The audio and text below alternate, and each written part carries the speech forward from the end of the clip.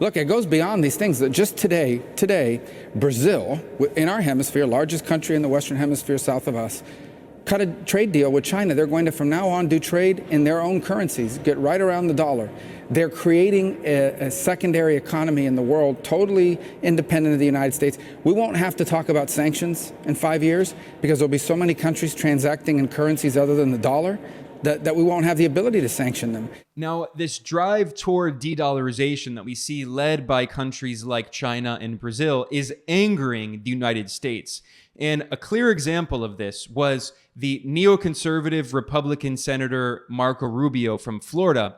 When he heard about the news of China and Brazil de-dollarizing their trade and using their local currencies, Marco Rubio was furious. And on Fox News, he complained that if countries drop the dollar, the U.S. will no longer be able to sanction them.